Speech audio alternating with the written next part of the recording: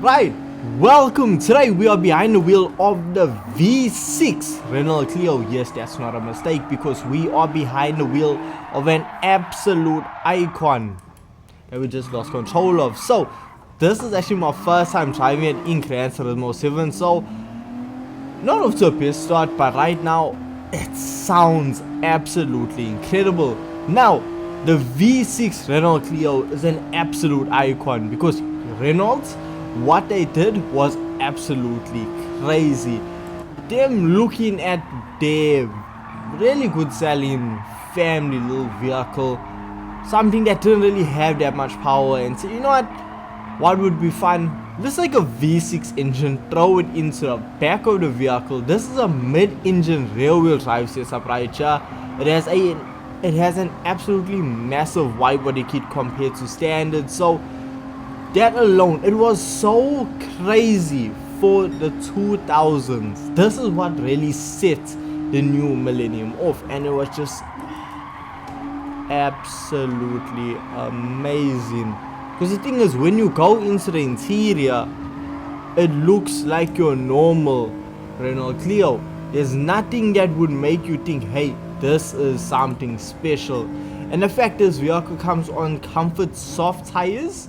It just goes to show you, hey, look, with it being comfort softs and not mediums or hards, it means that this vehicle did have some power. Now, what with me going off and spinning, it's not really doing the best display, but when it comes to the acceleration, the drivability of it, this vehicle's fun. With it having such a short wheelbase, yes, you do have to watch when it comes to cornering. You have to watch how you take corners, but honestly, the power delivery, not too bad at all. We see we have under 300 brake horsepower, but we gotta remember the vehicle is extremely lightweight, so that helps out a bunch. But when it comes to especially slow corners, in my opinion, you might find that rear end stepping out, so that is something that you do need to watch out for. But other than that, it's actually fun. It's a good experience. I'm actually having a good time with it.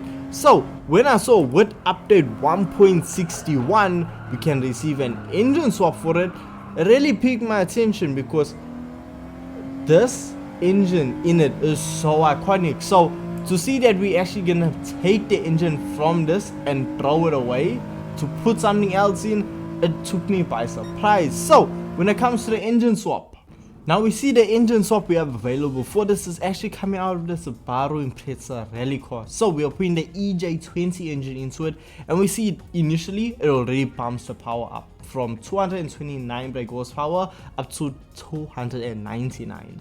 Now it will cost you 425,000 credits, but what is great is that it will also improve our fuel efficiency, which means it could potentially be used for money grinding. So with that being said, the engine swap is going to cost us 425,000 credits, and well, we just have to bite the bullet and just purchase this engine swap.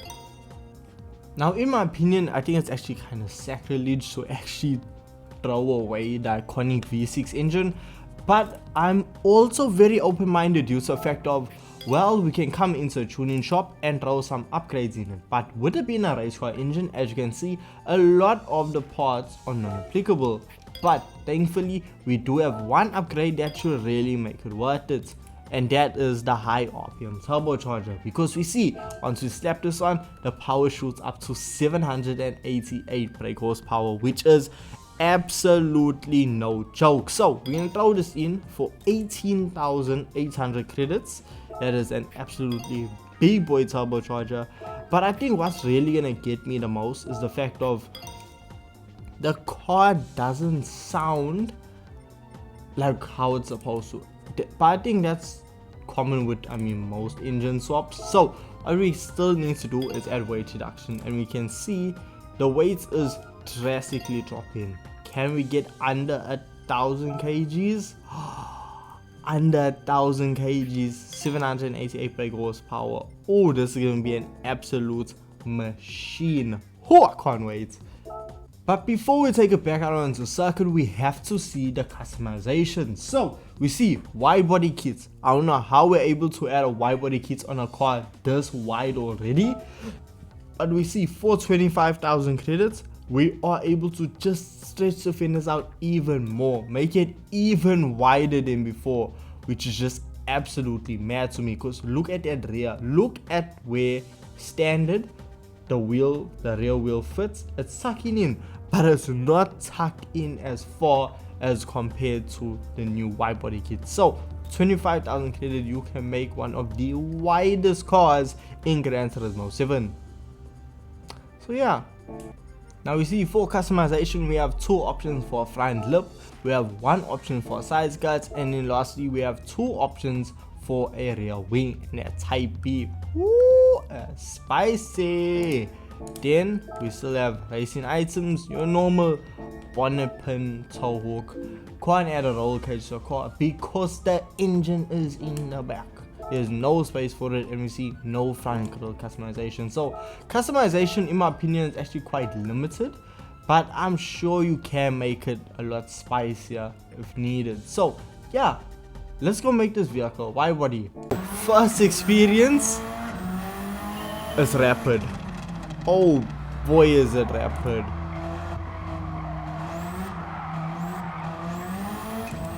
Woo!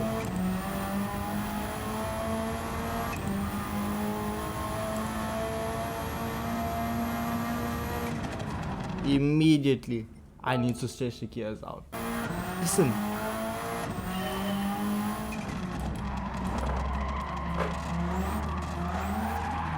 Ooh, I mean, losing control again.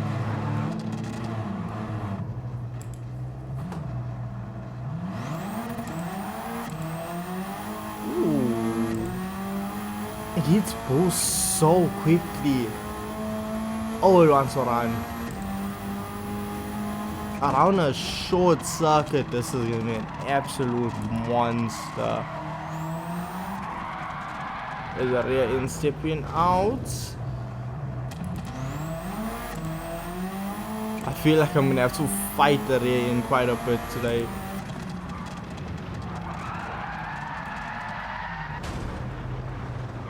Yeah, okay. We're not gonna do it on wheels. We're gonna have to ditch it, hit on this controller to get a decent feel for it. So the acceleration is absolutely phenomenal.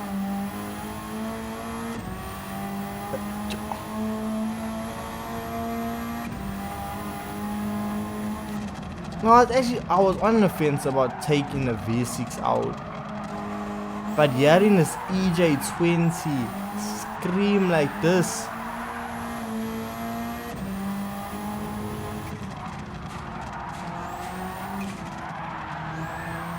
now the way I have the car set up, the rear is very, very light.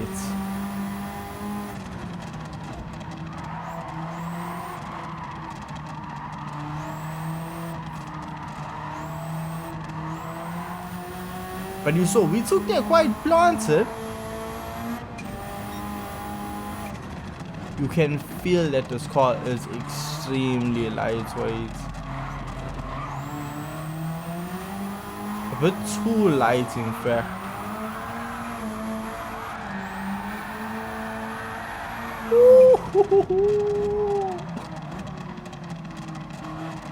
Oh, this is good. This is fun. I need to sort that out. The oversteer there's too much of it.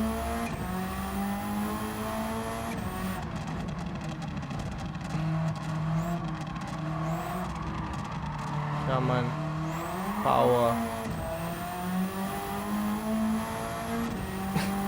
It's so good. We see 1 minute 36 right now for our first lap. And first experience, this car is fun. The only thing you want to watch out for is that rear end. It's gonna take you some time to get the perfect setup for it, because right now I'm proud to say I do not have the perfect setup for it. I don't even think this is a good setup for the vehicle. But the fact, even with my poor skill level, with my poor ability, to set the vehicle up to how it's supposed to be, it's still good. It's still fun.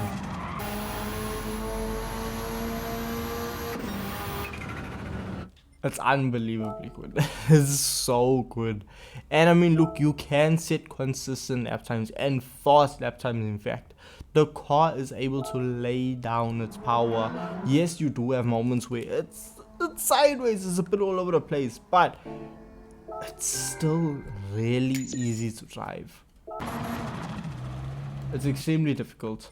I wouldn't really recommend off-road, especially if you are gonna try max power like me. Obviously, if you decrease the power, you should be able to have a much more enjoyable experience. But if you're gonna give me 788 brake horsepower, I'm gonna use all 788 brake horsepower. That's just me. So, what I did take notes of was, with the vehicle being on, how do I say, road tires, would it be on race tires? Well, the performance points aren't extremely high. I mean, fully upgraded racing soft tires, the entire works, max downforce, we're at 732 performance points, which is quite low. And I'm sure if you drop down to racing hards, drop the power just a little bit, you'll be able to absolutely dominate the WTC 700. You can use this for money grind and even maybe the WTC 600. But hey, you're just gonna have to wait for the next video to find out. But so far, my initial thoughts and experience with this Clio, the Clio itself standard, it's fun, it's good. You throw in the engine swap and it takes it to a new level, it's a completely different experience. Would it be in mid-engine rear-wheel drive? It is a bit tricky, but once you get the hang of it or you get a feel for it, you can really start adapting to it and get a clear understanding of what you need to do to get the vehicle to perform the way you want it. So with this being said, let me know your thoughts and opinions in the comment section down below, and I'll catch you guys in the next video. Peace.